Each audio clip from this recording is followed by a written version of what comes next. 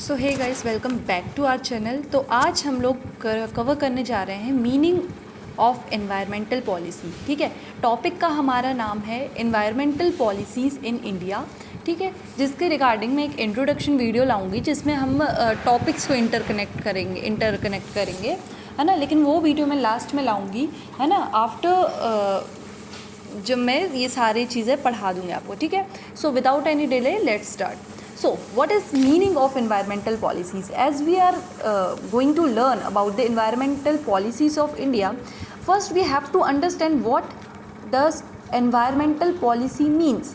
So, policy means here the set of laws, regulations, principles, programs and institutional mechanisms.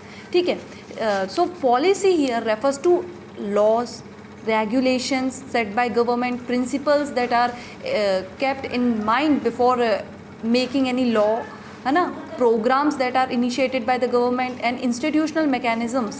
We'll learn about it further in further videos. Adopted by the government, है ना. So why?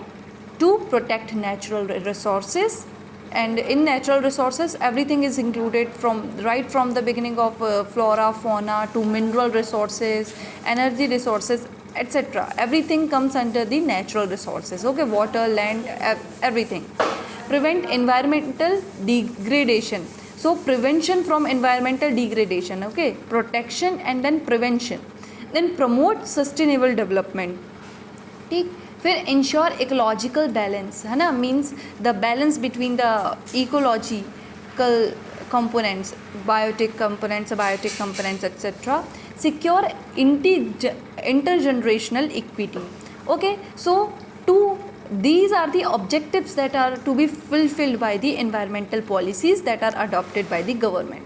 Okay, so in simply put, we can say that environment policies are the government's planned approach. These are planned, okay, to protect and manage the environment. Okay, everything is related to the environment only.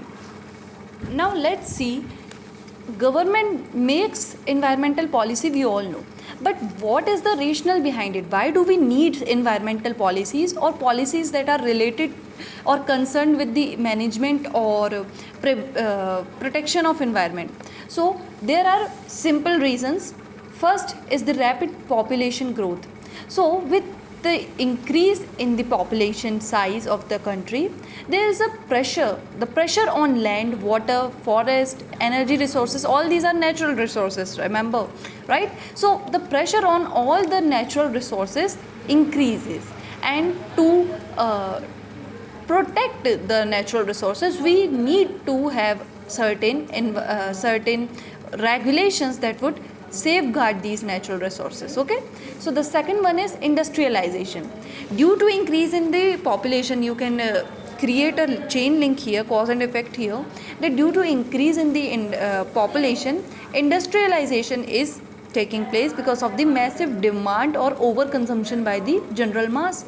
So industrialization causes air pollution, water contamination and hazardous waste like air pollution, water pollution, and all types of the waste materials are thrown out by the big industries into the natural environment.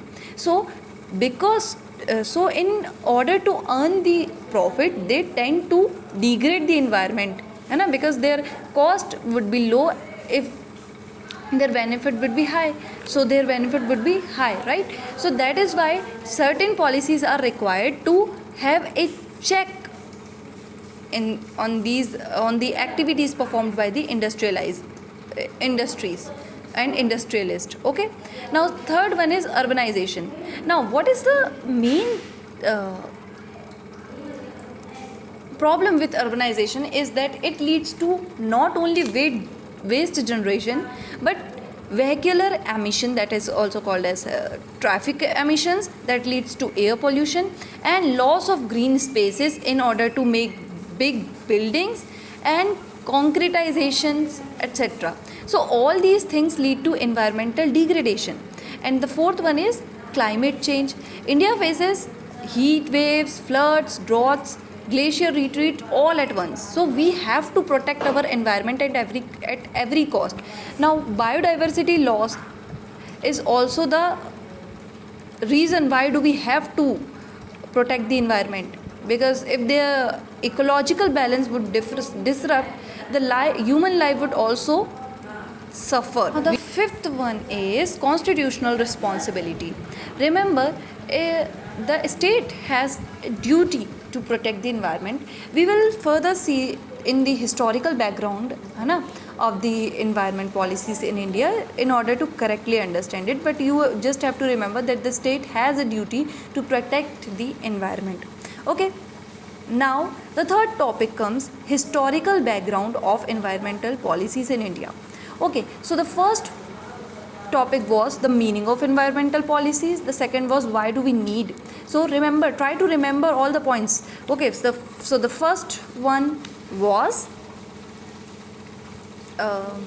rapid population growth. Then the second one was industrialization. Third one, urbanization. And the fourth one, you can say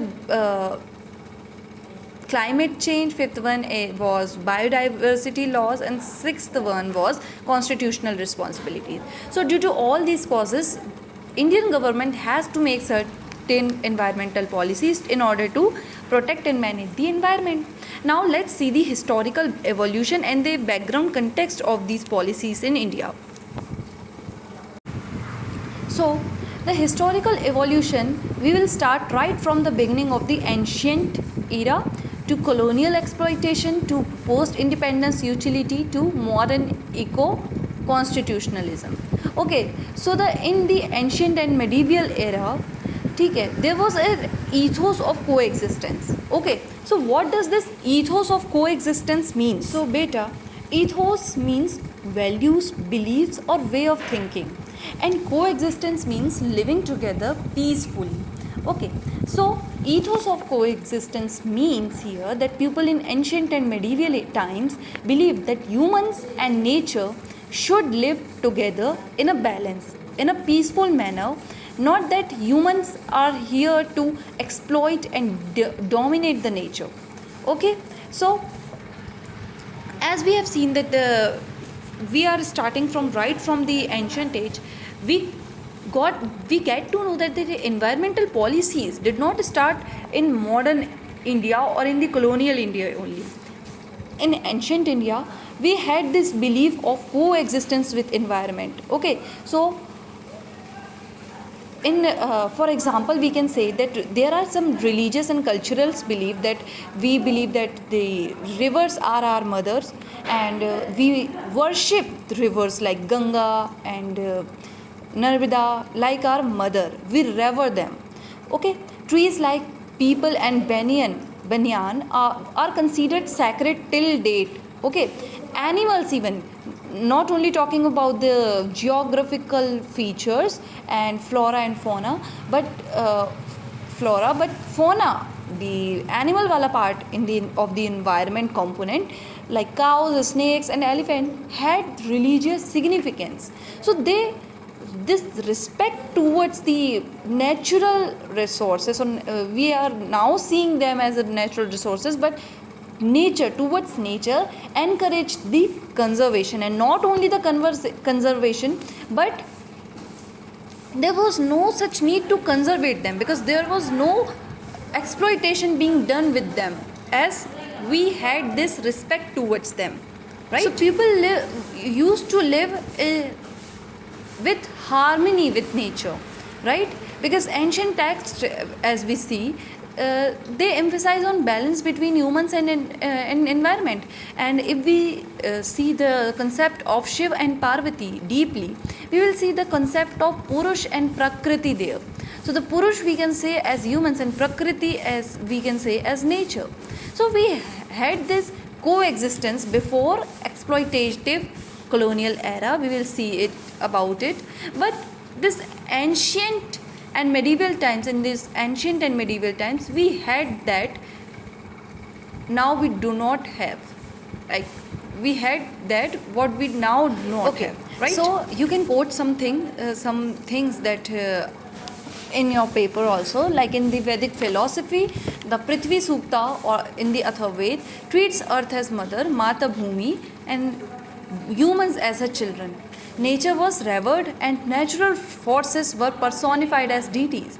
For example, if there were thunderstorms, we used to connect with Indradev. Okay, and in the Mauryan Empire, this is very important as it is from medieval era. Emperor Ashok's edicts, third century BC, before Christ era, represent the world's earliest state-sponsored conservation policies. This is very important. Okay, his pillar edicts prohibited the killing of specific animals like parrots and rhinoceros, and banned the burning of forests like Dev Agni. Okay, so Dav Agni. Okay, Dav Agni. If the pronunciation is not right, do not mind it. Okay, so do not worry if the video is getting longer. You are not only being prepared for the geography wala section but also for the environment as well as the ethics wala section. You can directly quote and nobody can deduct your marks here. Okay, so you have to develop the holistic perspective.